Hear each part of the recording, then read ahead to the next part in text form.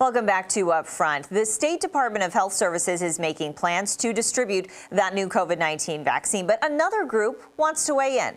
Republican state lawmakers are increasingly saying they want oversight of the vaccine's deployment in Wisconsin. So we're talking more about this now with Beaver Dam Republican Representative Mark Bourne, who has also just been named co-chair of the legislature's powerful budget writing committee. So we'll be talking about both of those things today. And we appreciate you being with us here on Up Front. And tell us more about this. Republicans want some oversight over vaccine distribution. What exactly does that mean? Sure. What does that look like? Yeah, we just want to make sure that there's access throughout the state, and it's as widespread as it can be. And folks from in our assembly districts all over the state don't have to drive great distances to large cities and things to have access to it. So when the time comes for the more wide distribution, we want to make sure that it's reasonable for folks to travel to local hospitals, local doctors' offices, local community access points. And so we just want to be part of that discussion. And would you say that's your number one concern when it comes to vaccine distribution, or is there something else that you're thinking about as well? No, I think that's the top one. And, obviously now the priority early on here is with healthcare workers, first responders, vulnerable populations. And we certainly think that that's correct. And that's been, I think, a consistent message from both the legislative Republicans and the administration and the Department of Health. But when the time comes for more widespread vaccine availability, we just want to make sure that it's fair to folks throughout the state and that everyone has the access that they want or need. And the Trump administration has left it up to governors to decide really who gets the vaccine, in what order, how quickly. And so how do you make sure that when working with the governor, this doesn't just become another political tug-of-war situation? Yeah, that's not what we're trying to do. I think it's pretty clear that, as I've said a couple times already this morning, that's our focus, is making sure we've got a fair, widespread system. I'm sure that's what they want to do too in the administration. I don't know why they wouldn't, but let's just talk about it and be part of the discussion. And I don't think it has to be a very negative or harsh partisan thing, hopefully, and we can just work together to make sure the vaccine's available widespread throughout the state. And I want to talk to you about COVID spending, especially with your new role. So I know the governor and Republican leaders have been meeting on COVID-related spending. What's your sense of any kind of agreement we could see? Well, the governor has a plan he put out. The Assembly Republicans have a plan. There's quite a few things that are exactly the same or very similar in that plan. So there's some a good basis to start with, I think. And I think discussions are continuing. They've been good to this point, and I'm confident that we'll work out something in the near future to make sure that whatever the feds do, we'll have a good plan for Wisconsin to keep continuing our work with the COVID situation. And when it comes to a timeline, I know you know this has been widely reported that it's been more than 230 days since Republicans have passed a bill. Do you think now we're looking, when you say near future, does that mean 2021 on this?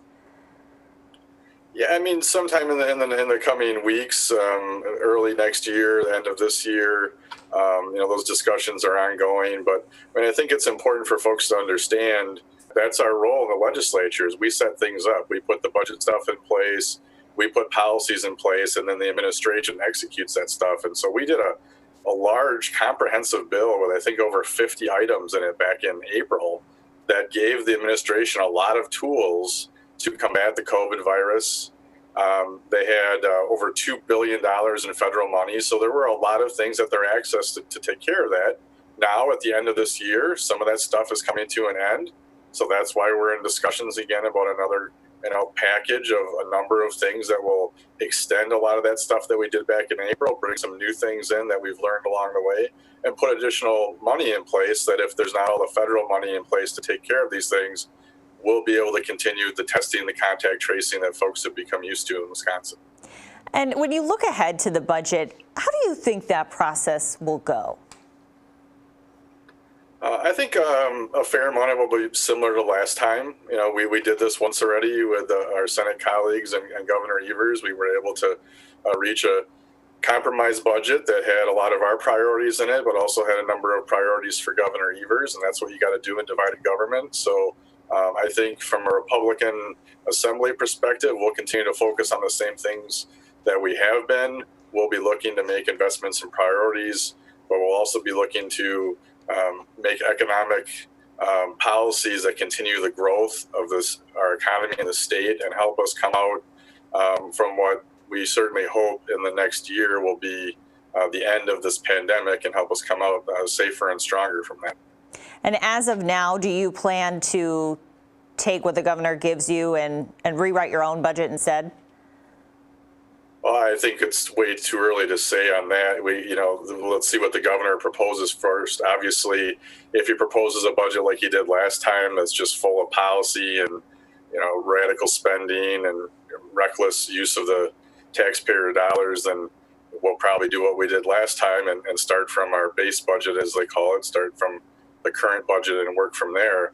But we'll have to wait and see what he comes out with first. But either way, we'll be prepared to craft a good budget that invests in priorities and is responsible with the taxpayers' dollars, which is what our track record's been in the Republican legislature for over a decade now. How concerned are you about the revenue situation, considering what COVID-19 has done to the economy? Yeah, I'm not as concerned as I maybe was 6-8 months ago, when we really weren't sure at all what was going to happen with the economic situation. And certainly there are parts of our economy that are struggling a great deal, tourism, restaurants, things like that. But there are other parts that are strong. So our revenue has been better than I think a lot of us expected it to be 6-8 months ago. It's still down a little bit, so that's something that we're certainly monitoring. We'll have new current revenue month to month, as well as new estimates in January and again in the spring that will help us craft the budget.